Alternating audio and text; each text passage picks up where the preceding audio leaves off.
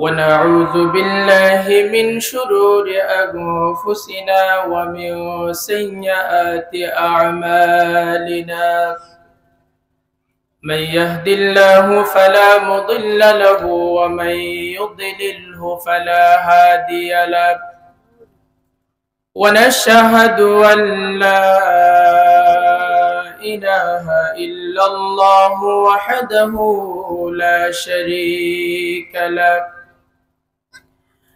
ونشهد أن سيدنا وحبيبنا ومولانا محمد الذي أرسله بالحق بشيرا ونذيرا وداعيا إلى الله بإذنه وسراجا منيرا فقد قال الله تعالى في كلامه المجيد وفي فرقانه الحميد أعوذ بالله من الشيطان الرجيم بسم الله الرحمن الرحيم ولا تمش في الأرض مرحا إنك لن تخرق الأرض ولن تبلغ الجبال طولا وقال تعالى إن الذين يرمون المحصنات الغافلات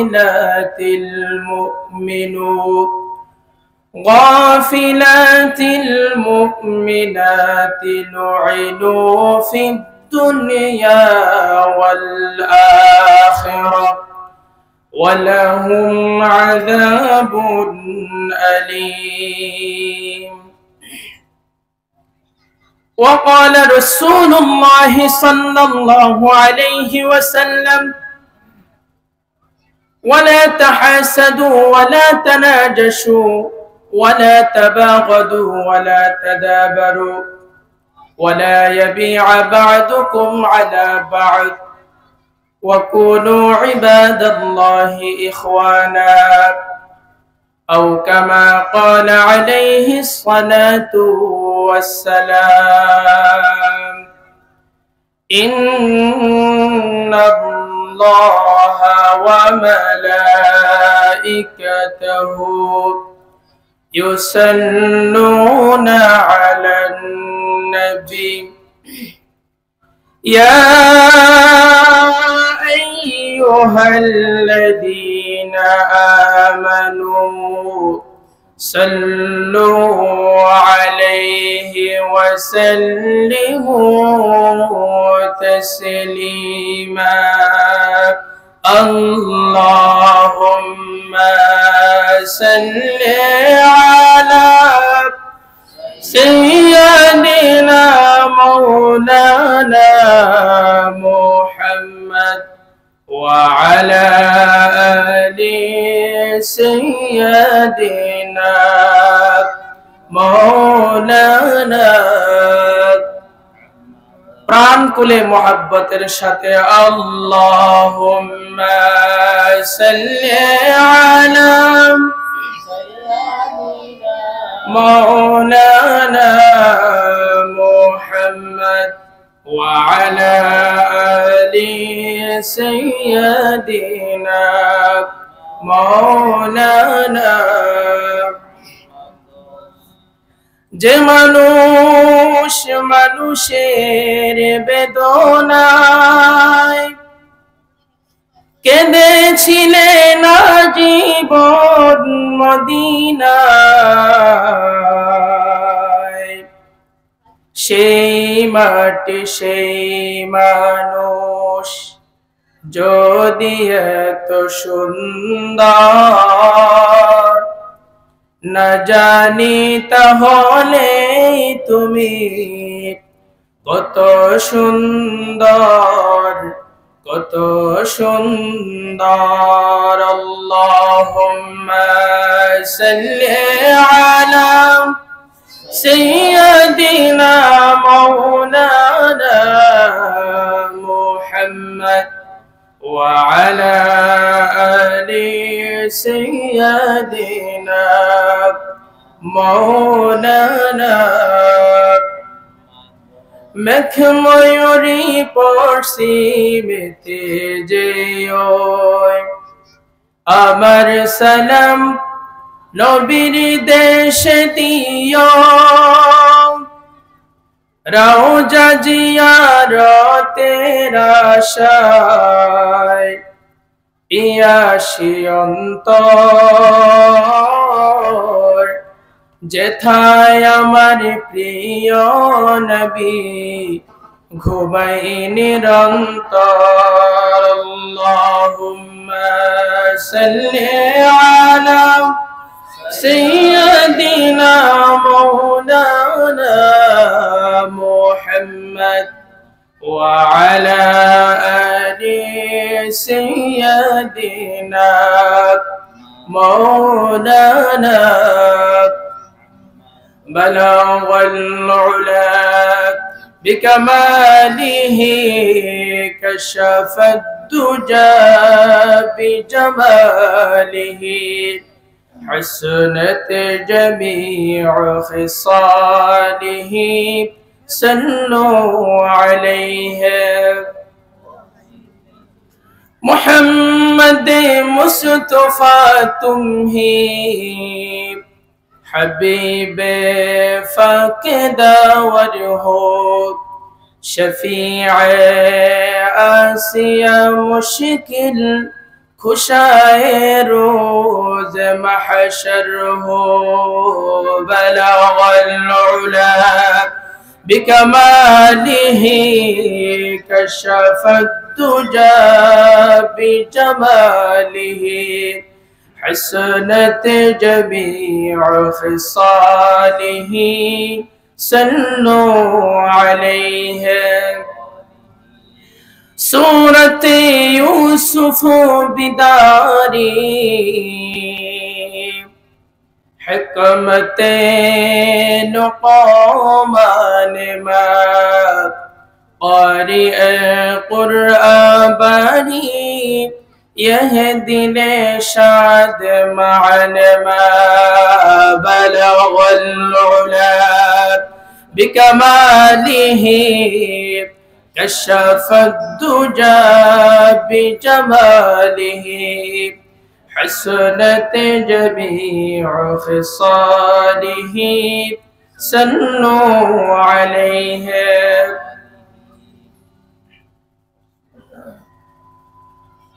ঐতিহ্যবাহী ফয়জানির পাড়া সমাজ কল্যাণ পরিষদের উদ্যোগে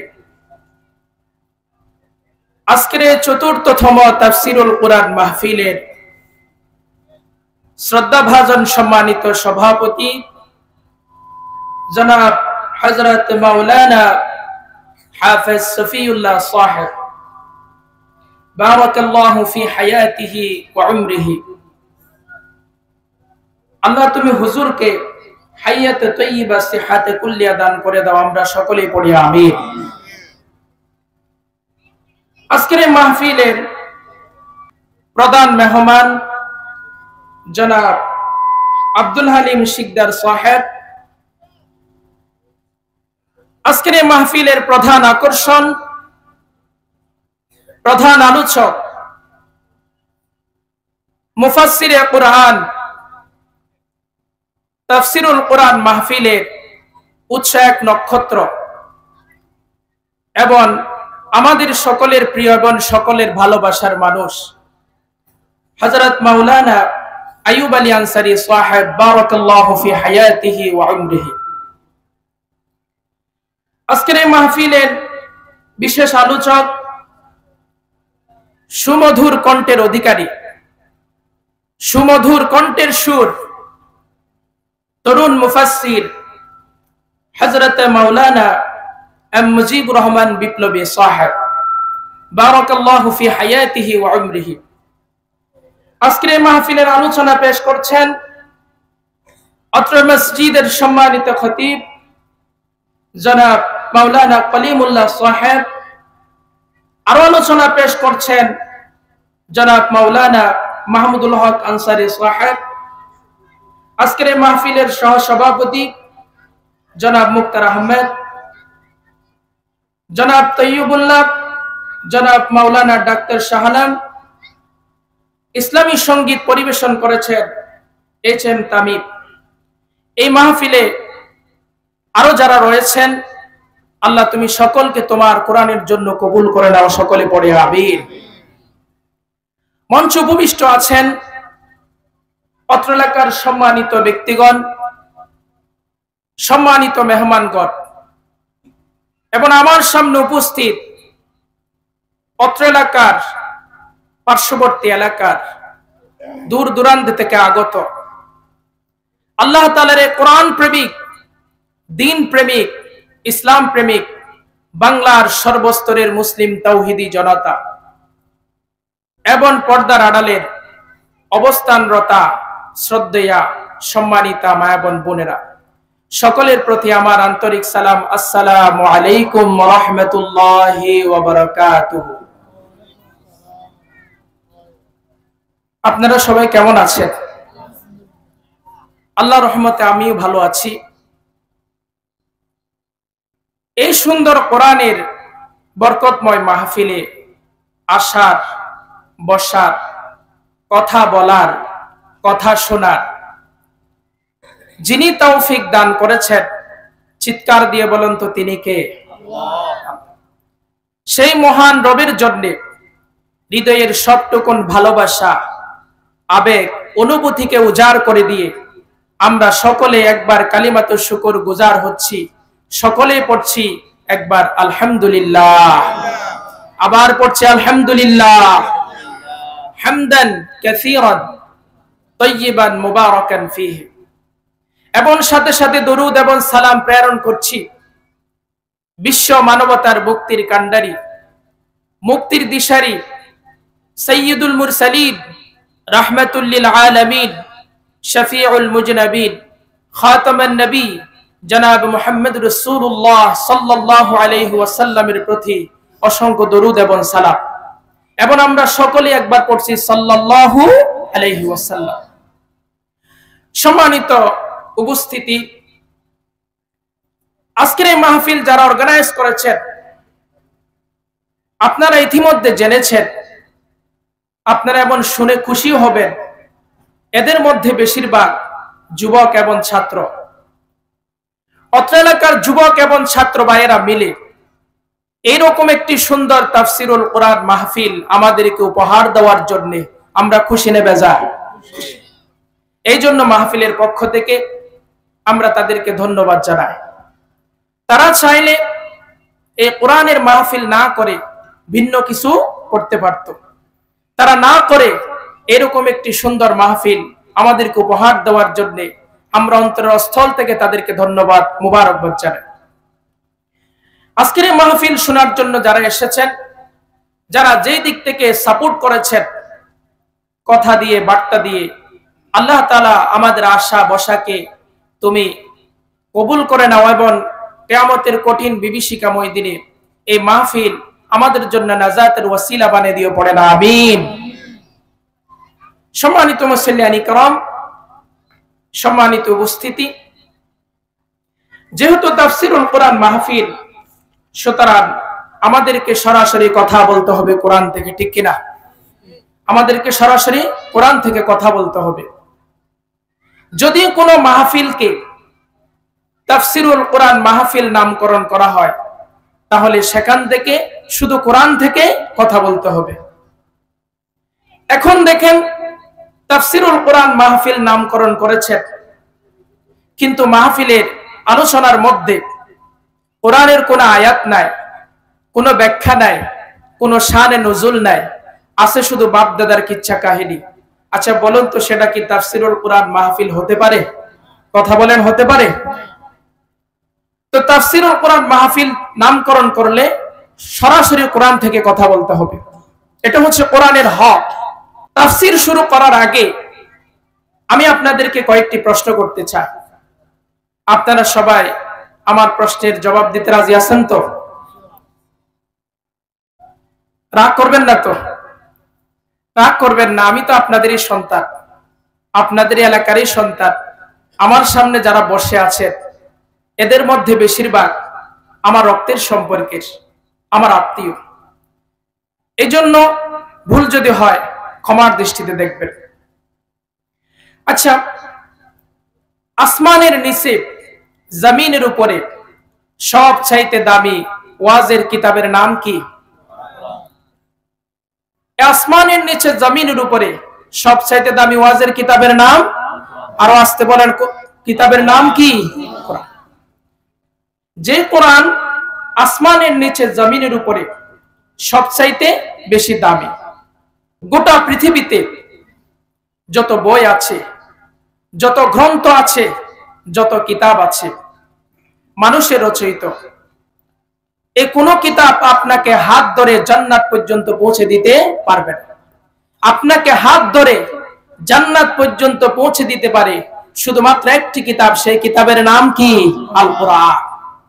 এই যে গুগল ম্যাপে যদি আপনি সার্চ করেন কক্সবাজার জেলায় কুতুবদিয়া কোথায় অবস্থিত, গুগল ম্যাপ আপনাকে কুতুবদিয়া রাস্তা সুদ্ধা সবটাই দেখিয়ে দিবে। কিন্তু এই গুগল ম্যাপ আপনাকে জান্নাতের রাস্তা দেখাতে পারবে না। তাহলে জান্নাতের রাস্তা দেখাতে পারে শুধুমাত্র একটি কিতাব, সেই কিতাবের নাম আল কোরআন। এই জন্য আসেন, আল্লাহ রাব্বুল আলামিন এই কোরআনকে আমাদের জন্য নাজিল করেছেন, আমাদের উপর নাজিল করেছেন। কেন নাজিল করেছেন? আল্লাহ রাব্বুল আলামিন এই কোরআন আমাদের প্রতি নাজিল করার পিছনে আল্লাহ রাব্বুল আলামিনের একটা উদ্দেশ্য আছে না নাই? কথা বলেন, আছে না নাই? সে উদ্দেশ্য কি? আল্লাহ রাব্বুল আলামিন কোরআনে বলছেন, যালিকাল কিতাবু লা রাইবা ফীহি হুদাল লিল মুত্তাকিন।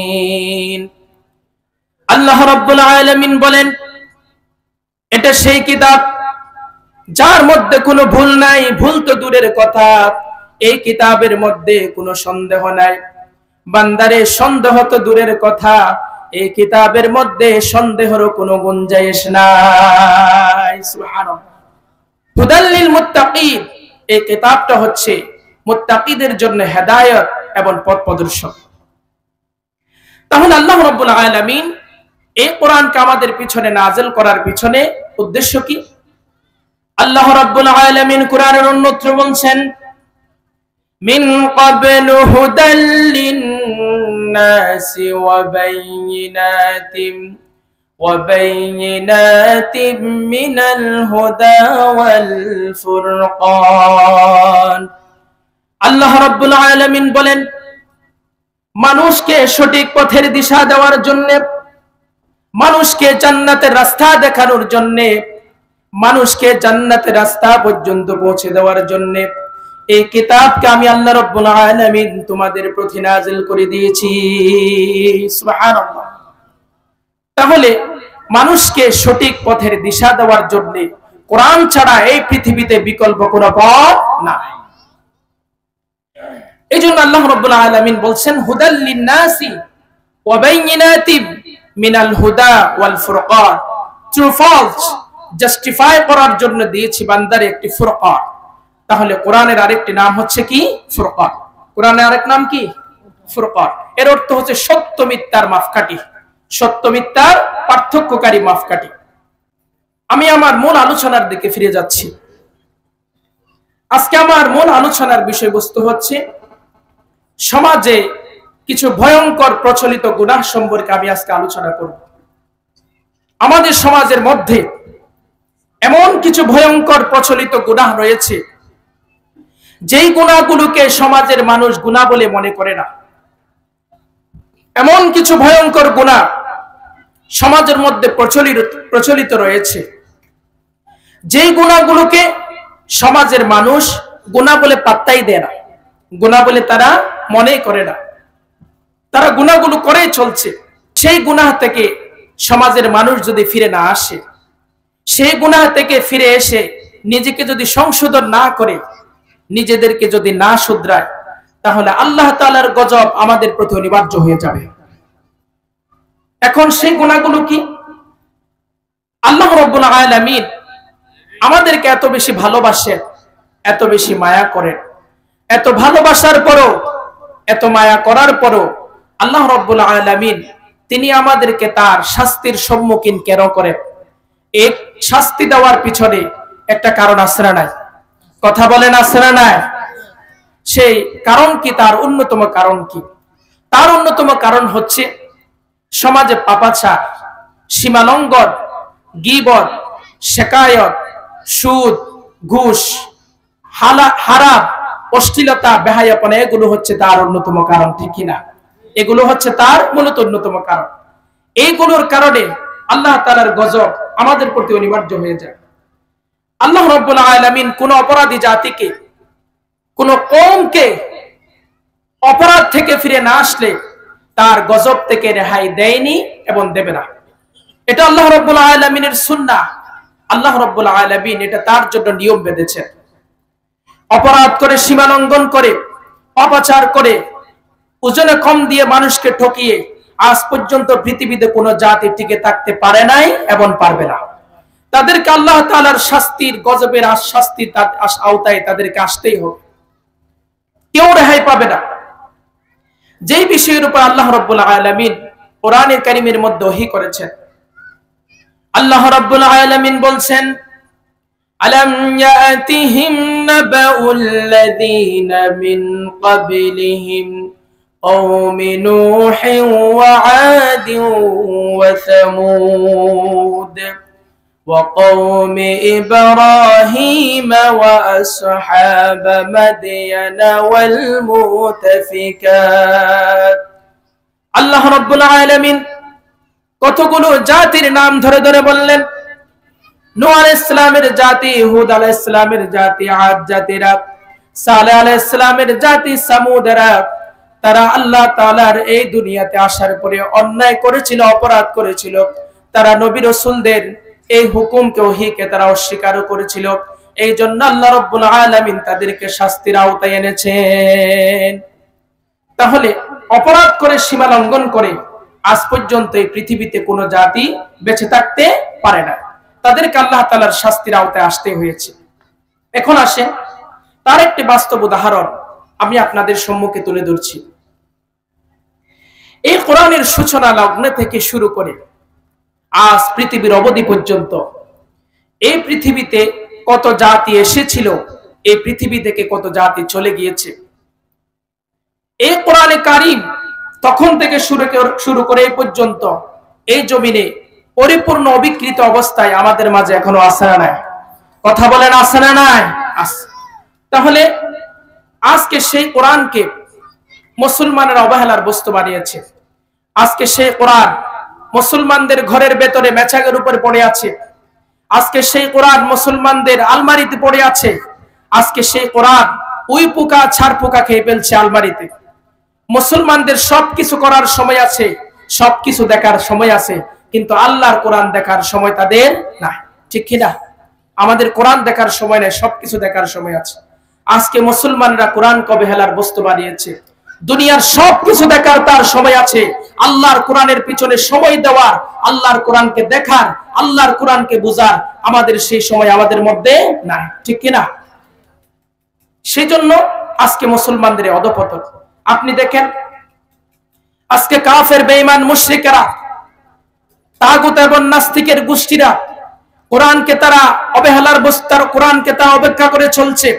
কোরআনের বিরুদ্ধে তারা অবস্থান নিয়েছে, কোরআনকে তারা অবহেলার বস্তু বানিয়েছে এবং আমার রাসূলকে নিয়ে তারা কটূক্তি করছে, আমার রাসূলের বিরুদ্ধে তারা ব্যঙ্গচিত্র করছে। আজকে মুসলমান শরীরে এক বিন্দু রক্ত থাকতে সেই অপমান আমরা সহ্য করতে পারি না, আমরা তার প্রতিবাদ করতে চাই। আপনি দেখেন প্রকাশ্যে আল্লাহর কোরআনের উপর দাঁড়িয়ে তারা প্রসাব করছে, সেই ভিডিও তারা ফেসবুকের মধ্যে ভাইরাল করে দিয়েছে। আজকে মুসলমানরা ঘুমিয়ে আছে, তাদের বিরুদ্ধে প্রতিবাদ করার কেউ নাই, ঠিক কিনা? তাদের বিরুদ্ধে প্রতিবাদ করার কেউ নাই। এরপরে দেখেন স্কুল কলেজে শিক্ষা প্রতিষ্ঠানে যে নাটক শুরু হয়েছে তার শেষ কোথায় আল্লাহ গফুরুর রহিমে ভালো যাবে। এই যে শিক্ষা জাতির মেরুদণ্ড, তারা শিক্ষা জাতির মূল মেরুদণ্ডকে তারা চক্রান্ত করে ধ্বংস করে দিচ্ছে, ঠিক কিনা? তারা চক্রান্ত করে শিক্ষা জাতির মূল মেরুদণ্ড তারা ভেঙে দিচ্ছে। তারা বইয়ের মধ্যে তুলে দিয়েছে বানর থেকে মানুষের উৎপত্তি হয়েছে, শরীফ থেকে শরীফা হয়েছে, ঠিক কিনা? এগুলো তারা কিতাবের মধ্যে, বইয়ের মধ্যে তারা তুলে দিয়েছে। এদের বিরুদ্ধে কথা বলার আজকে কেউ নাই, করেই চলছে। আজকে মুসলমানদের অধপতনের মূল কারণ কি? এই মুসলমানদের অধপতনের মূল কারণ কি জানেন? মুসলমানদের এই অধপতনের মূল কারণ হচ্ছে মুসলমানরা কোরআনকে অবহেলার বস্তু বানিয়েছে। আচ্ছা, এমন একটা সময় আমাদের মাঝে ছিল, এমন একটা সময় আমাদের মধ্যে ছিল, বিশেষ করে গ্রাম অঞ্চলে সকালবেলা ফজরের নামাজের পরে মা বোনেরা, মুরব্বীরা বাড়িতে বসে গুন গুন করে কোরআন তেলাওয়াত করতো, ঠিক না? কথা বলেন ঠিক কিনা?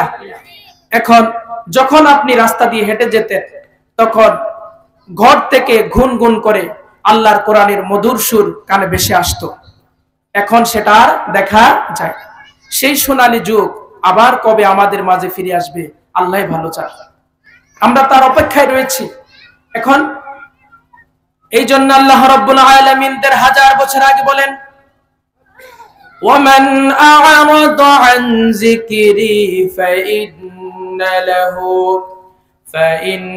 لَهُ مَعِيشَةً ضَنكًا وَنَحْشُرُهُ يَوْمَ الْقِيَامَةِ أَعْمَى। আল্লাহ রাব্বুল আলামিন বলেন, মানুষ যখন কোরআনকে পরিত্যাগ করবে, মানুষ যখন কোরআনকে অবহেলার বস্তু বানাবে, তখন আল্লাহ রাব্বুল আলামিন ওই সমাজের মানুষের জীবনকে, ওই সমাজের মানুষের রিজিককে আল্লাহ রাব্বুল আলামিন সংকীর্ণ করে দেবে। মানুষ যখন কোরআনকে অবহেলার বস্তু বানাবে, মানুষ যখন কোরআনকে পরিত্যাগের বিষয় বানাবে, তখন আল্লাহ রাব্বুল আলামিন সেই সমাজের মানুষের জন্য সংকটাপন্ন করে দিবে সেই সমাজের মানুষকে। এখন দেখেন, ওয়ামান আ'রাদা আন যিকরি ফাইন্না লাহু মাঈশাতান দানকা ওয়া নাহশুরুহু ইয়াওমাল কিয়ামাতি আ'মা। এই যে দনকা শব্দের কোরআনের মধ্যে আল্লাহ রাব্বুল আলামিন দুটি ব্যাখ্যা তুলে দিয়েছেন। একটা ব্যাখ্যা হচ্ছে, মানুষ যখন কোরআনকে অবহেলার বস্তু বানাবে, মানুষ যখন কোরআনকে অবহেলা করে চলবে, তখন আল্লাহ রাব্বুল আলামিন সেই সমাজের মানুষের জন্য আল্লাহ রাব্বুল আলামিন তার রিজিকটাকে সংকীর্ণ করে দেবে। আপনি দেখেন, এমন একটা সময় ছিল মানুষের আয় ছিল ৫ থেকে ১০,০০০ টাকা, কিন্তু সংসারের মধ্যে কোনো সমস্যা ছিল না, অভাব ছিল না। এখন মানুষের ইনকাম, আয় রোজগার লক্ষ টাকার উপরে, এরপরে সংসারের অভাব কখনো দূর হয় না, ঠিক কিনা? সংসারের অভাব এখনো দূর হয়। এই দনকা শব্দের দ্বিতীয় নম্বর ব্যাখ্যা হচ্ছে, মানুষ যখন কোরআনকে অবহেলা করবে, তখন আল্লাহ রাব্বুল আলামিন ওই সমাজের মানুষের জন্য একটা বিষয় তৈরি করে দিবেন। দেশে আইন থাকবে, প্রশাসন থাকবে, কিন্তু মানুষ কখনো সন্ত্রাস থেকে রেহাই পাবে না। দেশে আইন থাকবে, প্রশাসন থাকবে, কিন্তু মানুষ কখনো সন্ত্রাস থেকে রেহাই পাবে না। আপনি দেখেন, সকালবেলা বাড়ি থেকে বের হয়েছে, সন্ধ্যাবেলা বাড়িতে আর ফিরে আসে না। এমনকি যারা রাজনীতি করে, সকালবেলা যখন বাড়ি থেকে বের হয়, সে জান নিয়ে সে বাড়িতে আর ফিরতে পারে না। আপনার উপর যদি কোনো হামলা হয়, কোনো যদি মামলা হয়, আপনি যদি তার বিরুদ্ধে মামলা দেওয়ার জন্য যদি থানায় যান, আপনার কাছে মনে হবে যে থানার চেয়ার, টেবিল, দেওয়াল এবং মাটি সুদ্ধা টাকার জন্য হা করে বসে আছে, ঠিক না? টাকার জন্য হা করে বসে আছে। টাকা দিবেন, মামলা চলবে, টাকা নাই, মামলা নাই, ঠিক না? কথা বলেন ঠিক কিনা? টাকা দিবেন, মামলা চলবে, টাকা নাই, কোনো মামলা নাই। তাহলে আল্লাহ রাব্বুল আলামিনের কোরআন ১৫০০ বছর আগে যে বলেছেন, দেশে আইন থাকবে, প্রশাসন থাকবে, কিন্তু মানুষ কখনো সন্ত্রাস থেকে রেহাই পাবে না, ঠিক কিনা? দেশে আইন আছে, প্রশাসন আছে, কিন্তু মানুষ সন্ত্রাস থেকে রেহাই পাচ্ছে না। কেন? কারণ মানুষ কোরআনকে অবহেলার বস্তু বানিয়েছে। এই জন্য আমি আমার মূল আলোচনার দিকে ফিরে আসছি। আজকে আমি আলোচনার বিষয়বস্তু হচ্ছে আমার সমাজে কিছু ভয়ঙ্কর গুনাহ সম্পর্কে আমি আলোচনা করব। আমাদের সমাজের মাঝে এমন কিছু গুনাহ আছে যে গুনাহটাকে পাপের গুনাহ বলা হয়। সমাজের মধ্যে পাপের গুনাহ আছে না নাই? কথা বলেন, পাপের গুনাহ আছে না নাই? বাংলা একটি প্রবাদ আছে, পাপ তার বাপকেও ছাড়ে না। পাপ কাকে বলে? যে কোনো ধরনের অন্যায় অপরাধমূলক কাজকে পাপ বলা হয়। যে কোনো ধরনের অন্যায় অপরাধমূলক কাজকে কি বলা হয়? পাপ বলা হয়। এই জন্য নবী করিম সাল্লাল্লাহু আলাইহি ওয়াসাল্লাম, ইবনে মাজার বর্ণনায় নবী করিম সাল্লাল্লাহু আলাইহি ওয়াসাল্লাম বলছেন, ওয়া ইন্নার রাজুলা লা ইহরামুর রিজকা বিযামবি ইউসিবুহু। মানুষ যখন গুনাহ করে, মানুষ যখন পাপ করে, তখন আল্লাহ রাব্বুল আলামিন তার প্রাপ্য রিজিক থেকে তারে বঞ্চিত করে দেয়। মানুষ যখন গুনাহ করে, মানুষ যখন পাপ করে, তখন আল্লাহ রাব্বুল আলামিন তার দেওয়া রিজিক থেকে তারে বঞ্চিত করে দেয়। মানুষ যখন পাপ করে, তখন সে আল্লাহর রহমত থেকে বঞ্চিত হয়ে যায়।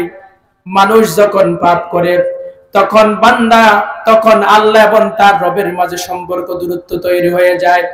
মানুষ যখন পাপ করে, তখন সে ইবাদত থেকে, তার আমল করা থেকে আল্লাহ রাব্বুল আলামিন তার মনটা উঠিয়ে নেয়। পাপ করার কারণে, গুনাহ করার কারণে আল্লাহ রাব্বুল আলামিনের হাবিব বলছেন, মানুষের আমল করার আগ্রহ কমে যায়, তার কলবটা কালো হয়ে যায়, অন্ধকার হয়ে যায়, তার রিজিক থেকে বরকত উঠে যায়। কে বলছেন?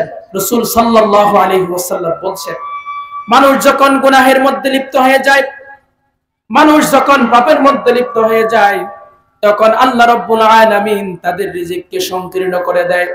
তার রিজিকের মধ্যে কোনো বরকত থাকে না। এই জন্য পাপ থেকে আমাদের বাঁচার দরকার আছে না নাই? কথা বলেন, আছে না নাই? পাপ সমূহের ভেতরে, গুনাহ সমূহের ভেতরে জঘন্যতম পাপ হচ্ছে মানুষকে গালিগালাজ করা। সমাজের ভিতরে অশ্লীল ভাষায়, বিশ্রী ভাষায় মানুষকে গালিগালাজ করে, এইরকম লোক সমাজের মধ্যে আছে না নাই? কথা বলেন, আছে না নাই? অশ্লীল ভাষায়, বিশ্রী ভাষায় মানুষকে গালিগালাজ করে। আপনার ঘরের ভিতরে একটা মেয়ে বড় হয়েছে, ছেলে বড় হয়েছে, আপনার বিয়ের উপযুক্ত মেয়ের সামনে, ছেলের সামনে আপনি আপনার স্ত্রীকে অকথ্য ভাষায়, বিশ্রী ভাষায় গালিগালাজ করেছেন। আপনি মানুষ নামের পশু, ঠিক কিনা? অকথ্য ভাষায়, বিশ্রী ভাষায় আপনি আপনার স্ত্রীকে উপযুক্ত ছেলে মেয়ের সামনে আপনি গালিগালাজ করছেন। আপনি কি মানুষ? আপনার মুখ এত খারাপ কেন? এরকম লোক সমাজের মধ্যে নাই? কথা বলেন, নাই? 5 ওয়াক্ত নামাজ পড়ে, মাথায় টুপি আছে, মুখে দাড়ি আছে, কিন্তু মুখের ভাষা খুব খারাপ, এরকম লোক আছে না নাই? অকথ্য ভাষায় মানুষকে গালিগালাজ করে। একজন ভদ্র ঘরের সন্তান, ভদ্র পরিবারের সন্তান কোনদিন অকথ্য ভাষায় মানুষকে গালিগালাজ করতে পারে না। আপনার ব্যাপারে নবী করিম সাল্লাল্লাহু আলাইহি ওয়াসাল্লাম বলছেন, সাবধান হয়ে যাও, তুমি সাবধান হয়ে যাও। তোমার ব্যাপারে রাসূল বলছেন, যে ব্যক্তি গালিগালাজ করে, যে ব্যক্তি গালিগালাজ করে, অশ্লীল ভাষায় মানুষকে গালিগালাজ করে, তার কোনো নামাজ, তার কোনো ইবাদত আল্লাহর দরবারে কবুল হবে না। সে নামাজ পড়বে ঠিকই, তার কোনো ইবাদত আল্লাহর দরবারে কি হবে না? কবুল হবে না। দোকানে বসে, দোকানে পাহাড়ায় বসে বসে কথায় কথায় গালিগালাজ করে, এরকম লোক নাই সমাজে? কথায় কথায় মানুষকে গালিগালাজ করে, কথা শুরু করতে দেরি, গালি দিতে দেরি হয় না। আল্লাহ রাব্বুল আলামিন আমাদের সবাইকে হেদায়েত দান করে, পড়েন আমিন। এতক্ষণ ধরে আমি পুরুষদের বিরুদ্ধে বলছি, ওয়াজ করছি, কিন্তু যারা মহিলারা আছে তারা মনে মনে খুব খুশি। তারা বলতেছে, যাক, আমাদের বিরুদ্ধে কিছু বলতেছে না। এখন তাদের বিরুদ্ধে যদি 1 চামচ না বলি, তাহলে কি মাহফিলের হক আদায় হবে? আদায় হবে। তাদের বিরুদ্ধে কিছু বলতে হবে। যেমন সমাজের মধ্যে, বিশেষ করে গ্রাম অঞ্চলে, এক নারী আরেক নারীর সাথে যখন ঝগড়া লাগে, আছে না নাই? এক নারী আরেক নারীর সাথে যখন ঝগড়া লাগে, এমন অকথ্য ভাষায়, এমন বিশ্রী ভাষায় তারা গালিগালাজ করে, সেই গালি কলম দিয়ে লেখাও যায় না, মুখ দিয়ে বলাও যায় না। মনে হয় যেন কোনো বাইরের রাষ্ট্র থেকে পিএইচডি করে আসছে গালির উপরে। না হলে এত খারাপ ভাষা কোত্থেকে শিখলো? আছে না নাই? এরপরে দ্বিতীয় নম্বর যে কথাটি বলতে চাই, গীবত, শেখায়ত। গীবত, শেখায়ত, এগুলো আমাদের সমাজে আছে না নাই? একজন আরেকজনের পিছনে কি করে? গীবত করে, সমালোচনা করে, পরনিন্দা করে। যারা মানুষের পিছনে গীবত করে, পরনিন্দা করে, সমালোচনা করে, আল্লাহ রাব্বুল আলামিন তাদেরকে কোরআনের মধ্যে অভিশাপ দিয়েছেন। চায়ের দোকানে বসে বসে একজন আরেকজনের বিরুদ্ধে গীবত করে। আপনার কথাগুলো, এই যে আমি যে কথাগুলো বলতেছি, আমার কথাগুলো খুব মনোযোগ দিয়ে আপনারা শুনবেন। কারণ আমি এই সমাজের সন্তান, এই সমাজে বড় হয়েছি। এই সমাজের মধ্যে কি চলে, এই সমাজকে কোন ভাইরাস আক্রান্ত করেছে সেটা বাইরের লোকেরা জানবে না, আমি সবচেয়ে বেশি ভালো জানি। কারণ এই সমাজে তো আমি বড় হয়েছি, এই সমাজে কি চলে সেটা তো আমি সবচেয়ে বেশি ভালো জানি। এই জন্য আজকে আমাকে এখানে কথা বলার জন্য, সুযোগ করে দেওয়ার জন্য আমি আমার এলাকাবাসীকে ধন্যবাদ জানাই।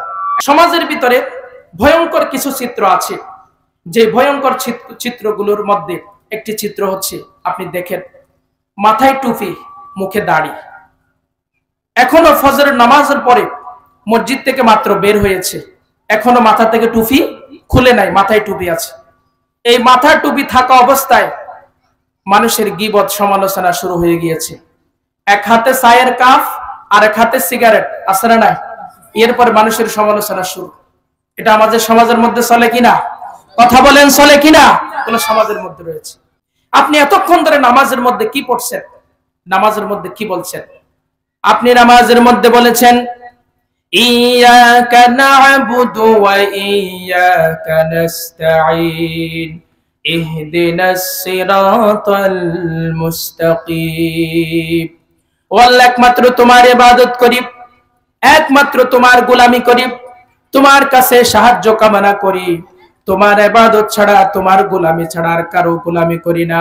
আমাদেরকে সিরাতাল মুস্তাকিম পথ দেখাও, সঠিক পথ দেখাও। আমাদেরকে সিরাতাল মুস্তাকিম পথের উপরে প্রতিষ্ঠিত করে দাও। পড়ে না আবিদ? তাহলে অন্যজনের গীবত, সমালোচনা করা, এটা কি সিরাতাল মুস্তাকিম পথ হতে পারে? হতে পারে না। হযরত আবু হুরায়রা রাদিয়াল্লাহু তাআলা আনহার নাম তো শুনছেন। রাসূল সাল্লাল্লাহু আলাইহি ওয়াসাল্লামের একজন বিশিষ্ট সাহাবী ছিলেন হযরতে আবু হুরায়রা রাদিয়াল্লাহু তাআলা। তিনি বলছেন, আমি যেদিন আমার রাসূলের মুখ থেকে শুনেছি কবরে আমাকে 3টা প্রশ্নের জবাব দিতে হবে, হাসরের ময়দানে আমাকে 5টি প্রশ্নের জবাব দিতে হবে, সেই দিন থেকে আমি মানুষের সমালোচনা করা বাদ দিয়েছি। কারণ আমার এখনো কবরের 3টা প্রশ্নের জবাব এখনো রেডি হয় নাই। হাসরের ময়দানের 5টি প্রশ্নের জবাব আমার এখনো রেডি হয় নাই। আপনার হয়েছে নাকি? কথা বলেন, হয়েছে? আমার তো হয়। কিভাবে অন্যজনের সমালোচনা করেন, কিভাবে অন্যজনের গীবত করেন। এরপরে যারা মানুষের সমালোচনা করে, যারা মানুষের গীবত করে, অন্যজনের সমালোচনা করে, তাদের বিষয়ে আল্লাহ রাব্বুল আলামিন কোরআনের মধ্যে একটি সূরা নাযিল করে দিয়েছেন। সেই সূরার নাম হচ্ছে সূরাতুল হুমাযা। সূরার নাম কি? সূরাতুল হুমাযা। আল্লাহ রাব্বুল আলামিন বলছেন, ওয়াইলুল লিকুল্লি হুমাযাতিল লুমাযা আল্লাযী জামা'a মালাও ওয়া আদ্দাদা। যারা মানুষের পিছনে গীবত করে, যারা মানুষের পিছনে সমালোচনা করে, মানুষকে ছোট করে কথা বলে, আল্লাহ রাব্বুল আলামিন ওই সমস্ত লোকদেরকে অভিশাপ দিয়েছেন। যারা মানুষের পিছনে সমালোচনা করে, যারা মানুষের গীবত করে, আল্লাহ রাব্বুল আলামিন তাদেরকে কি দিয়েছেন? কথা বলেন, অভিশাপ দিয়েছেন। মানুষের পিছনে সমালোচনা করা। এরপরে এই যে ওয়াইলুল লিকুল্লি হুমাযাতিল লুমাযা, এই লুমাযা শব্দের 2টি ব্যাখ্যা রয়েছে। একটি ব্যাখ্যা হচ্ছে যারা চোখের ইশারায় মানুষকে ছোট করে। যেমন আপনি দেখবেন আমাদের চট্টগ্রামের ভাষায় বলে, এতে বেশি হাবিলুই, এতের বেশিটি ওই, এতাল নাই বলি গাম মধ্যে ফারি নামাজে দেখুন না, এল্লা হদা আসরা নাই। কথা বলেন, আসরা নাই? এই যে চোখের ইশারায় মানুষকে ছোট করা, এটাকে কোরআনের ভাষায় লুমাযা বলা হয়। কি বলা হয়? ওয়াইলুল লিকুল্লি হুমাযাতিন লুমাযা। যারা চোখের ইশারায় মানুষকে ছোট করে, এদেরকে আল্লাহ রাব্বুল আলামিন কোরআনে লুমাযা বলে তাদেরকে অভিশাপ দিয়েছেন। এরপর আল্লাহ রাব্বুল আলামিন কোরআনে অন্যত্র বলছেন, যারা মানুষের গীবত করে, সমালোচনা করে, আল্লাহ রাব্বুল আলামিন কোরআনে তাদের জন্য বলছেন, ওয়ালা তাহাসসু ওয়ালা ইয়াগতাব বা'দুকুম বা'দা أيحب أحدكم أن يأكل لحم أخيه ميتا فكرهتموه আল্লাহ রাব্বুল আলামিন বলেন তোমরা একে অপরের দোষ তালাশ করো না, তোমরা একে অপরের সমালোচনা করো না। তুমি যেমন তোমার মৃত ভাইয়ের গোশত খাওয়াকে পছন্দ করবে না, অন্যজনের গীবত সমালোচনা করার অর্থই হলো তোমার মৃত ভাইয়ের গোশত খাওয়ার চাইতে জঘন্যতম অপরাধ। তোমার মরা ভাইয়ের গোশত খাওয়া যেমন জঘন্যতম অপরাধ, খারাপ, এর চাইতে জঘন্যতম অপরাধ হচ্ছে অন্যজনের গীবত সমালোচনা করা, ঠিক কিনা? আল্লাহ কোরআনে বলছেন সেই কথাগুলো। ওয়াত্তাকুল্লাহ, গীবত করার সময় তোমরা আল্লাহকে ভয় করো, সমালোচনা করার সময় তোমরা আল্লাহকে ভয় করো। ইন্নাল্লাহা তাওয়াবুর রহিম, নিশ্চয় আল্লাহ বান্দা তওবা কবুলকারী। যে ব্যক্তি গীবত করে সমালোচনা করে সে যদি তওবা করার পর আল্লাহর কাছে ফিরে আসে আল্লাহ রাব্বুল আলামিন তারে maaf করে দেবেন। সুবহানাল্লাহি ওয়া বিহামদি। আবার নবী করিম সাল্লাল্লাহু আলাইহি ওয়াসাল্লাম হাদিস শরীফের মধ্যে তিনি ব্যাখ্যা দিয়েছেন, সাহাবীদেরকে লক্ষ্য করে নবী করিম সাল্লাল্লাহু আলাইহি ওয়াসাল্লাম বলছেন, আতাদরুনা মাল গীবা, হে আমার সাহাবীরা তোমরা কি জানো গীবত কাকে বলে? সাহাবীরা বলল, ক্বালু আল্লাহু ওয়া রাসূলুহু আ'লাম, আল্লাহ এবং তার রাসূল সবচাইতে বেশি ভালো জানেন। নবী করিম সাল্লাল্লাহু আলাইহি ওয়াসাল্লাম বলছেন, যিকরুকা আখাকা বিমা ইয়াকরাউ, রাসূল বলছেন গীবত ওয়াকে বলে যে কথা তোমার ভাইয়ের পিছনে বললে, যে কথা তোমার ভাই পছন্দ করে না, অপছন্দ করে, এই জাতের কথা বলাটা গীবত বলা হয়।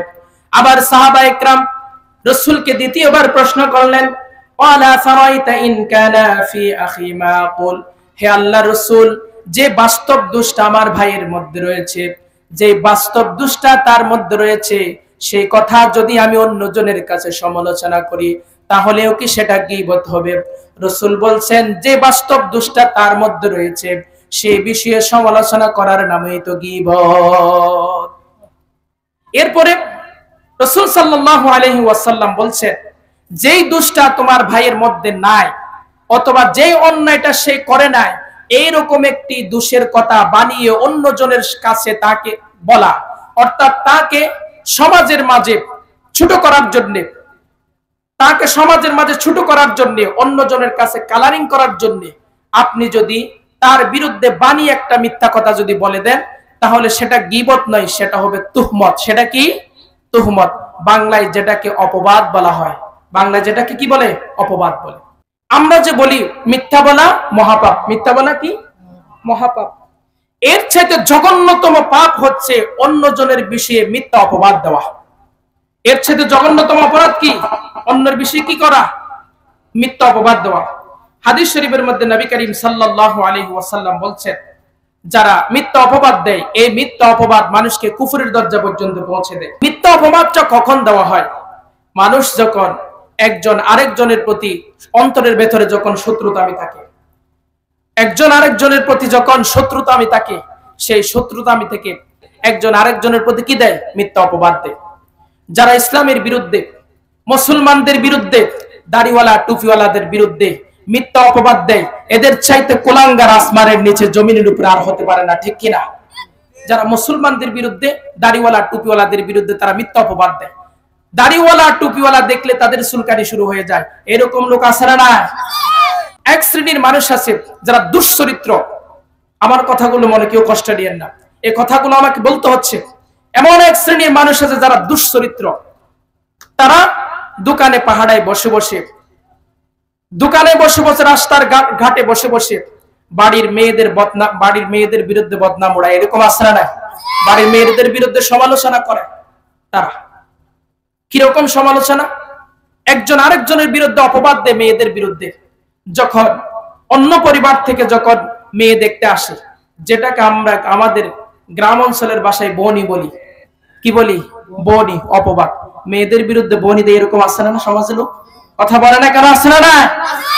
মেয়েদের বিরুদ্ধে বনি দেয়। বনিকে কখন দেয়? যখন অন্য পরিবার থেকে যখন মেয়ে দেখতে আসে, বিয়ের উপযুক্ত ছেলে মেয়ে যখন দেখতে আসে, তখন এক শ্রেণীর লোকেরা, দুশ্চরিত্র লোকেরা বনি দেয়, মিথ্যা অপবাদ দেয়। কেন দেয়? যেন ওই ছেলেটার ওই মেয়েটার বিয়ে যেন না হয়। এরকম আছে না নাই সমাজের ভেতরে, যেন তার বিয়ে না হয়। আপনি কি জানেন এটা কত বড় অপরাধ, কত বড় জঘন্যতম অপরাধ আপনি জানেন?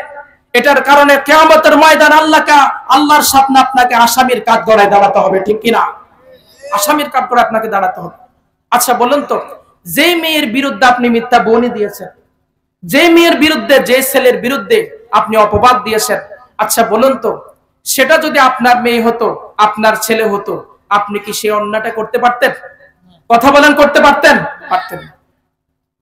আপনি জানেন যেই ঘরে একটা মেয়ে বিয়ের উপযুক্ত হয়েছে, যেই ঘরে একটা ছেলে বিয়ের উপযুক্ত হয়েছে, বিয়ে দিতে পারছে না, সেই মায়ের কষ্ট, সেই মায়ের কান্না, সেই মায়ের আহাজারিতে রাতের ঘুম হারাম হয়ে যায়। আপনি সেটা জানেন না, কারণ আপনার কারণে সেই মেয়েটার বিয়ে হচ্ছে না, কারণ আপনি মিথ্যা কি দিয়েছেন? বনে দিয়েছেন, অপবাদ দিয়েছেন। এই জন্য আল্লাহ রাব্বুল আলামিন পবিত্র কোরআনে বলছেন, যারা মুমিন নারীদের বিরুদ্ধে মিথ্যা অপবাদ দেয়, আল্লাহ রাব্বুল আলামিন ১৫০০ বছর আগে কোরআনে তাদেরকে সাবধান করেছেন। রাব্বুল আলামিন বলেন, ইন্নাল্লাযীনা ইয়ারমুনাল মুহসানাতিল গাফিলাতিল মুমিনাত গাফিলাতিল মুমিনাতি লুইনু ফিদ দুনিয়া ওয়াল আখিরাহ ওয়া লাহুম আযাবুন আলীম। আল্লাহ রাব্বুল আলামিন বলেন, যারা সৎ চরিত্রা, সরল মনা মুমিন নারীদের বিষয়ে যারা মিথ্যা অপবাদ দেয়, মিথ্যা বনি দেয়, আল্লাহ রাব্বুল আলামিন তাদের জন্য দুনিয়া এবং আখিরাতে তাদের জন্য শাস্তি প্রস্তুত করে রেখেছেন, এবং তাদের জন্য পরকালে কঠিন শাস্তির ব্যবস্থা রয়েছে। যারা সৎ চরিত্রা মুমিন নারীদের বিরুদ্ধে যারা কি দেয়? মিথ্যা অপবাদ দেয়। অপবাদের কারণে দুনিয়া এবং আখিরাতে আপনি ঘৃণার প্রাপ্ত হবেন। যারা এই কাজগুলো করে, সমাজের কিছু মানুষ তাদেরকে কি করে? ঘৃণা করে। তাদেরকে কি করে? ঘৃণা করে। তারা ঘৃণার পাত্র হয়। আল্লাহ রাব্বুল আলামিন বলছেন, এই কাজটাকে তোমরা ছোটখাটো বিষয় মনে করো, এই কাজটাকে তোমরা বড় বিষয় মনে করো না, ছোটখাটো বিষয় বলে মনে করো যে এটা কোনো বিষয় না, এই অপরাধটা কোনো অপরাধ বলে মনে করো না। এই জন্য আল্লাহ রাব্বুল আলামিন বলছেন, وَتَحْسَبُونَهُ هَيِّنًا وَهُوَ عِندَ اللَّهِ عَظِيمٌ। যেটাকে তোমরা ছোটখাটো বিষয় মনে করো, যে বিষয়টাকে তোমরা গুরুত্ব দাও না, অথচ সেই বিষয়টা আমি আল্লাহ রাব্বুল আলামিনের কাছে অনেক বড় দামি। যে বিষয়টা আল্লাহর কাছে গুরুত্বপূর্ণ, সেই বিষয়টা আমাদেরকেও গুরুত্ব দেওয়ার দরকার আছে না নাই? কথা বলেন, আছে না নাই? এরপরে হিংসা বিদ্বেষ বর্তমান আমাদের সমাজে আছে না নাই? একজন আরেকজনের প্রতি কি করে? হিংসা করে। একজন আরেকজনের ভালো কিছু দেখলে তার অন্তরের ভেতরে জ্বালা পোড়া শুরু হয়ে যায়। এরকম আছে না নাই?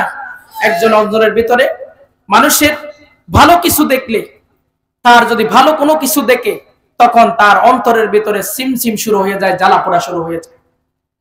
যারা মানুষের প্রতি হিংসা করে, আল্লাহ রাব্বুল আলামিনের হাবিব বলছেন, এই যে গত কয়েকদিন আগে শবে বরাত গেল, রাসূল বলছেন শবে বরাতের রাতে আল্লাহ রাব্বুল আলামিন সবাইকে মাফ করে দেবেন, কিন্তু আল্লাহ রাব্বুল আলামিন এক শ্রেণীর লোক আছে যাদেরকে শবে বরাতের দিন, লাইলাতুন নিসফি মিন শাবানের দিন আল্লাহ রাব্বুল আলামিন তাদেরকে মাফ করেন না। তারা হলো যাদের অন্তরের ভেতরে হিংসা রয়েছে, তাদেরকে আল্লাহ রাব্বুল আলামিন শবে বরাতের রাতেও তাদেরকে ক্ষমা করে না। যাদের অন্তরের ভেতরে হিংসা আছে, অহংকার আছে, তাদেরকে শবে বরাতের রাতেও তাদেরকে কি করা হয় না? ক্ষমা করা হয় না। আমরা তো মনে করছি শবে বরাত পালন করছি, গোশত খেয়েছি, রুটি খেয়েছি, শবে বরাত পালন হয়ে গিয়েছে। অথচ রাসূল বলছেন, যার অন্তরের ভেতরে হিংসা আছে, তার নামাজ, তার রোজা, তার হজ, তার যাকাত কোনো কিছুই আল্লাহর দরবারে কবুল হবে না। রাসূল বলছেন সেই কথাগুলো। মানুষের অন্তরের ভেতরে যে গুনাহগুলো কাজ করে, নবী করিম সাল্লাল্লাহু আলাইহি ওয়াসাল্লাম বলছেন, মানুষের অন্তরের ভেতরে যেই গুনাহগুলো কাজ করে, যেই গুনাহগুলো খালি চোখে দেখা যায় না, এই রকম একটি গুনাহের নাম হচ্ছে হিংসা এবং অহংকার। হিংসা, অহংকার এগুলো কি খালি চোখে দেখা যায়? দেখা যায়। মানুষের অন্তরের ভেতরে থাকে।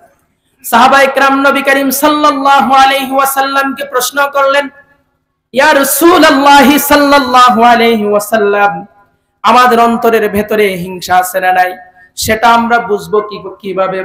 রাসূল বলছেন, তোমার অন্তরের ভেতরে হিংসা আছে না নাই তুমি বুঝবে যদি অন্যজনের ভালো কিছু দেখার পরে তোমার অন্তরের ভেতরে যদি খারাপ লাগে, তোমার অন্তরের ভেতরে যদি জ্বালা পোড়া শুরু হয়ে যায়, তাহলে তুমি বুঝে নিও তোমার অন্তরের ভেতরে হিংসা রয়েছে। যদি মানুষের ভালো কিছু দেখার পরে যদি আপনার অন্তরের ভেতরে জ্বালা পোড়া শুরু হয়ে যায়, তাহলে আপনি বুঝে নিয়েন আপনার অন্তরের ভেতরে কি রয়েছে? হিংসা রয়েছে, অহংকার রয়েছে। এই জন্য আল্লাহ রাব্বুল আলামিন কোরআনের অন্যত্র বলছেন, আম ইয়াহসুদুনান নাসা আলা মা আতাহুমুল্লাহু মিন ফাদলিহি। আল্লাহ রাব্বুল আলামিন বলছেন, মানুষকে দয়া করে অনুগ্রহ করে আমি যা কিছু দান করেছি তা দেখে তোমরা হিংসা অহংকার করো না। যা কিছু দিয়েছেন সবকিছু কে দিয়েছেন? তো আল্লাহ যেমন উনাকে দিয়েছেন, আপনাকেও চাইলে আল্লাহ দিতে পারে কিনা? কথা বলেন, দিতে পারে কিনা? সেই ক্ষমতা আল্লাহর আছে না নাই? আল্লাহ বলছেন সেই ক্ষমতা আমারও আছে। তোমরা শুধু অন্যজনের ভালো কিছু দেখার পরে, তার এস্টাবলিশ দেখার পরে তোমরা আল্লাহর কাছে দোয়া করো, আল্লাহ আমার ভাইকে আপনি কি দিয়েছেন আরো বাড়িয়ে দেন, আমার ভাইকে কি করেন আরো বাড়িয়ে দেন। যেই দোয়াটা যখন আপনি অন্য ভাইয়ের জন্য করবেন, আল্লাহ রাব্বুল আলামিন সেই দোয়াটা আগে আপনার জন্য কবুল করে নেবে। আপনি যখন অন্যজনের দোয়া করবেন, সেই দোয়াটা আল্লাহ রাব্বুল আলামিন আগে আপনার জন্য কবুল করবে। এই জন্য যারা মুমিন তাদের অন্তরের ভেতরে হিংসা অহংকার থাকতে পারে না। হিংসা অহংকার সেটা আল্লাহ রাব্বুল আলামিন পছন্দ করে না। আল্লাহ বলছেন, আমি হিংসা অহংকার এগুলোকে আমি পছন্দ করি না। নবী করিম সাল্লাল্লাহু আলাইহি ওয়াসাল্লাম বলছেন, হে আমার উম্মতগণ, হিংসা অহংকার বিদ্বেষ থেকে তোমরা নিবৃত্ত থাকবে। কেননা হিংসা মানুষের নেক আমলগুলোকে ধ্বংস করে দেয়। মানুষের নেক আমলগুলোকে হিংসা ধ্বংস করে দেয়। যেমন নবী করিম সাল্লাল্লাহু আলাইহি ওয়াসাল্লাম বলছেন, আগুন যেমন লাকড়িকে খেয়ে ফেলে, আগুন যেমন লাকড়িকে খেয়ে ফেলে, হিংসা মানুষের হিংসা অহংকার মানুষের নেক আমলগুলোকে আগুনের মতো তারা পুড়িয়ে জ্বালিয়ে শেষ করে দেয়। আগুন যেমন লাকড়িকে খেয়ে ফেলে, ঠিক তেমনি ভাবে হিংসা মানুষের নেক আমলগুলোকে ধ্বংস করে দেয়, নেক আমল শেষ হয়ে যায়। এই জন্য হিংসা অহংকার গুলো থেকে তোমরা বেঁচে থাকো। হিংসা অহংকার এগুলো মানুষকে অধপতনের দিকে নিয়ে যায়। আজকে আমাদের সমাজের মানুষগুলোকে এই অধপতনের দিকে নিয়ে যাওয়ার একমাত্র কারণ হচ্ছে হিংসা এবং অহংকার। এগুলোর কারণে সমাজ আজকে সোজা হয়ে দাঁড়াতে পারছে না, ঠিক কিনা? সমাজ আজকে সোজা হতে পারছে না কিসের কারণে? হিংসা অহংকারের কারণে। এগুলা থেকে তোমরা ফিরে আসো। আল্লাহ রাব্বুল আলামিন হাবিব বলছেন হাদিসের মধ্যে, ওয়ালা তাহাসাদু ওয়ালা তানাজাসু ওয়ালা তাবাগাদু ওয়ালা তাদাবারু ওয়ালা ইয়াবিআ বা'দুকুম আলা বা'দিন ওয়া কুনু ইবাদাল্লাহি ইখওয়ানা। আল্লাহর নবী বলেন, তোমরা পরস্পরের প্রতি হিংসা করা থেকে বেঁচে থাকো, পরস্পরের প্রতি দুশমনি করা থেকে বেঁচে থাকো, পরস্পরের তোমরা গোপন বিষয় তালাশ করতে যেও না। রাসূল বলছেন, একজন আরেকজনের গোপন বিষয় তালাশ করতে যেও না। কার বাড়িতে কি হয়েছে, কে কি করে, এগুলা নিয়ে গোপন বিষয় তালাশ করে এরকম লোক আছে না? অন্যজনের কি হচ্ছে, তার বাড়িতে কি হয়েছে, তার বাড়িতে কি হয়েছে আপনার কি, অন্যজনের কি সেটা দিয়ে আপনার কি, ঠিক কিনা? রাসূল বলছেন মানুষের গোপন বিষয় তালাশ করতে যেও না, এগুলা খারাপ বিষয়, এগুলা থেকে তোমরা ফিরে আসো। এগুলো যদি তোমাদের অন্তরের ভেতরে থাকে, তাহলে নামাজ, রোজা, হজ, যাকাত কোনো কিছুই আল্লাহর দরবারে কবুল হবে না। এখন আসেন, এই জন্য নবী করিম সাল্লাল্লাহু আলাইহি ওয়াসাল্লাম বলছেন, মুসলমান হবে তো তারা এমন, আল মুসলিমু আখুল মুসলিম লা ইয়াজলিমুহু ওয়া লা ইয়াখযুলুহু ওয়া লা ইয়াহকুরুহু। নবী করিম সাল্লাল্লাহু আলাইহি ওয়াসাল্লাম বলছেন, মুসলমান মুসলমানের ভাই, ভাই যেমন ভাইয়ের প্রতি জুলুম করতে পারে না, ভাই যেমন ভাইয়ের প্রতি হিংসা করতে পারে না, ভাই যেমন ভাইয়ের ক্ষতি করতে পারে না, ঠিক তেমনি ভাবে এক মুসলমান অন্য মুসলমানের ক্ষতি করতে পারে না। এক মুসলমান অন্য আরেকজন মুসলমানের কি করতে পারে না? ক্ষতি করতে পারে না, তাকে তুচ্ছ করতে পারে না, তাকে তাচ্ছিল্য করতে পারে না। এই জন্য আরেক হাদিসে নবী করিম সাল্লাল্লাহু আলাইহি সাল্লাম বলছেন, তিনজন ব্যক্তির দোয়া আল্লাহর দরবারে কবুল হয় না। কয়জন ব্যক্তির দোয়া? তিনজন ব্যক্তির দোয়া আল্লাহর দরবারে কবুল হয় না। তার মধ্যে একজন হলো যারা মানুষের প্রতি হিংসা করে, তাদের দোয়া আল্লাহ রাব্বুল আলামিনের দরবারে কবুল হয় না। রাসূল আরো বলছেন, প্রতি সপ্তাহে সোমবার বৃহস্পতিবার মানুষের আমলনামাগুলো ফেরেশতারা আল্লাহর দরবারে হাজির করেন। সেই দিন আল্লাহ রাব্বুল আলামিন সকল মুমিনদেরকে মাফ করে দেন, কিন্তু যার অন্তরের ভেতরে হিংসা রয়েছে তাদের আমলগুলো আল্লাহ রাব্বুল আলামিন সেই দিন কবুল করে না। যার অন্তরের ভেতরে হিংসা রয়েছে সেই দিন তার আমলগুলো আল্লাহর দরবারে কবুল হয় না। এই জন্য সাহাবায়ে কেরাম নবী করিম সাল্লাল্লাহু আলাইহি সাল্লাম বলছেন, ইয়া রাসূলুল্লাহ, যার অন্তরের ভেতরে হিংসা বিদ্বেষ রয়েছে তার দোয়া কি আল্লাহর দরবারে কবুল হয়? রাসূল বলছেন না। এই জন্য রাসূল বলছেন, লা ইয়াদখুলুল জান্নাতা হাসাদুন, যার অন্তরের ভিতরে হাসদ রয়েছে, হিংসা রয়েছে, তারা কখনো জান্নাতে প্রবেশ করবে না। নাউযুবিল্লাহি মিন যালিক। যার অন্তরের ভিতরে হিংসা আছে তারা কখনো জান্নাতে কি করবে না? প্রবেশ করবে না। এই জন্য আল্লাহ রাব্বুল আলামিন কোরআনে কারীমের মধ্যে ১৫০০ বছর আগে তিনি বলেন, ওয়ালা তামশি ফিল আরদি মারহান ইন্নাকা لن تخرق الأرض ولن تبلغ الجبال طولا। আল্লাহ রাব্বুল আলামিন বলছেন, তোমরা হিংসা করে অহংকার করে জমিনের মধ্যে চলাফেরা করো না। তুমি কি হিংসা অহংকার করে লাঠি দিয়ে তোমার পা দিয়ে আঘাত করে এই জমিনটা কি তুমি ফাটিয়ে দিতে পারবে নাকি? পারবে না। তুমি কি হিংসা করে অহংকার করে তুমি কি পাহাড়ের উপরে উঠে পাহাড়ের উপর থেকে লাফ দিয়ে জমিন ছাড়িয়ে চলে যেতে পারবে নাকি? তাও পারবে না। এই জন্য আল্লাহ রাব্বুল আলামিন বলছেন, এই জমিনের মধ্যে যদি তুমি থাকতে চাও তাহলে তোমাকে হিংসা করা যাবে না। হিংসা থেকে তোমরা বেঁচে থাকো, অহংকার থেকে বেঁচে থাকো। এই জমিনের মধ্যে যদি থাকতে চাও তাহলে তোমাকে অহংকার থেকে বেঁচে থাকতে হবে। কুল্লু যালিকা কানা সাইয়্যুহু ইনদা রাব্বিকা মাকরুহা। আল্লাহ রাব্বুল আলামিন অহংকারী ব্যক্তিদেরকে পছন্দ করে না। যারা বিনয়ী বিনম্র তাদেরকে আল্লাহ রাব্বুল আলামিন পছন্দ করেন। আল্লাহ রাব্বুল আলামিন বলছেন, যারা এই দুনিয়ার মধ্যে অহংকার করে হিংসা করে, আল্লাহ রাব্বুল আলামিন তাদেরকে বলছেন, এই দুনিয়া থাকা অবস্থায় যদি অহংকার করে আমার জমিনে থেকে আমার আইন মানতে যদি তোমাদের কষ্ট হয়, আমার বিধান মানতে আমার আইন মানতে তোদের যদি কষ্ট হয়, তাহলে আমার আকাশের নিচের থেকে জমিনের উপর থেকে বেরিয়ে যা। কে বলছেন? কথা বলেন, কে বলছেন? আল্লাহ বলছেন, আমার আকাশের নিচের থেকে জমির উপর থেকে বেরিয়ে যা। যদি এই জমিনে যদি থাকতে চাও আমার বিধান আমার আইন তোমাকে মানতে হবে।